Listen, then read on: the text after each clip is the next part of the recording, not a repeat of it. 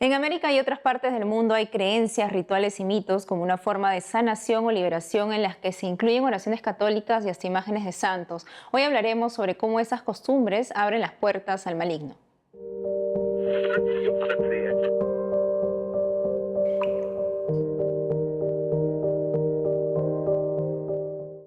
Para hablarnos sobre este tema estamos conectados con el padre Francisco Torres, exorcista de Plasencia en España. Padre, siempre es un gusto tenerlo con nosotros en el programa. Coméntenos cuál es la visión que tienen los pueblos originarios sobre Dios. Bueno, como siempre, el gusto es mío y feliz Pascua para todos.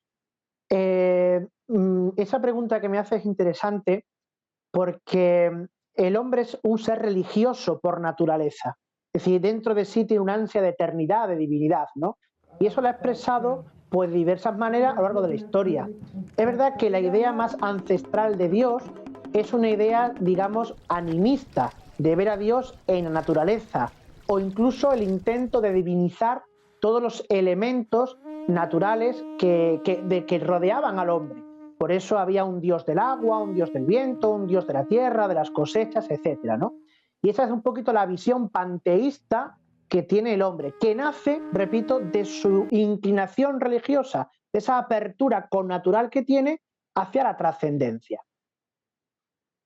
¿Y por qué los ritos llamados ancestrales, que vienen de antes, como nos explica de la evangelización en América, por ejemplo, atraen al diablo?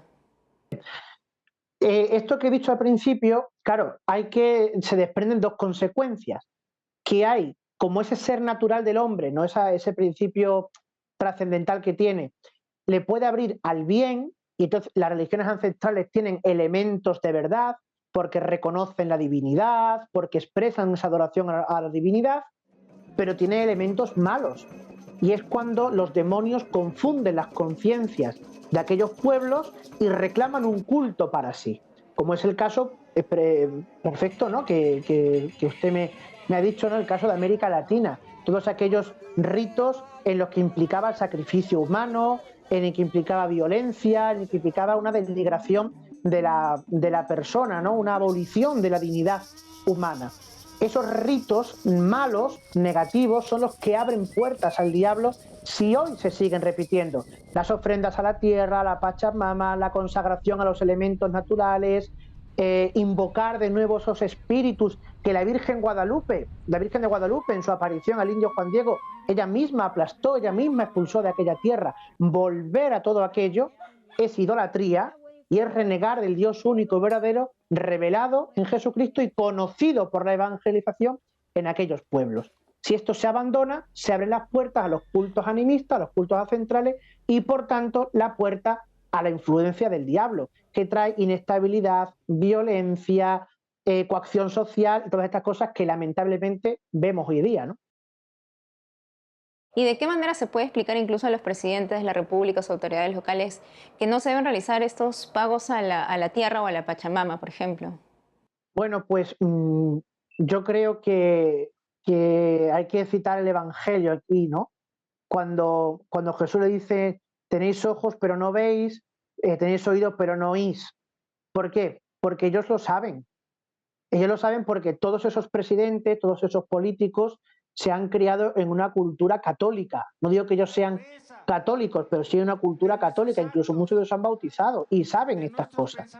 ¿Por qué lo hacen? Bueno, porque a lo mejor tenemos que empezar a pensar, primero, que quieren un desarraigo de la fe cristiana, que ven como una religión invasora del imperialismo español, y entonces esa idea negra legendaria está ahí. O podemos pensar una cosa que creo que es mucho más perversa, y es que quieren asegurar su poder, su prestigio a través de pactos diabólicos, y no dudan en consagrar a una nación, a un pueblo entero, al demonio a través de todos estos ritos ancestrales, que ellos lo van a vender al pueblo como una cuestión cultural. Vamos a recuperar nuestro pasado, nuestra identidad, pero no se dan cuenta, primero, de que son cultos diabólicos, y segundo, que su identidad, su pasado verdadero, no lo dan esos cultos.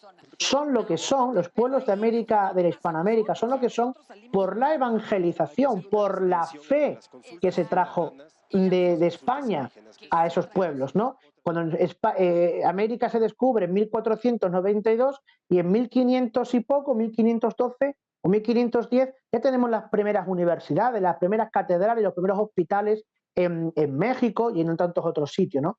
Entonces, o bien hay un intento de desarraigo o un intento idolátrico de perpetuarse en el poder con pactos diabólicos.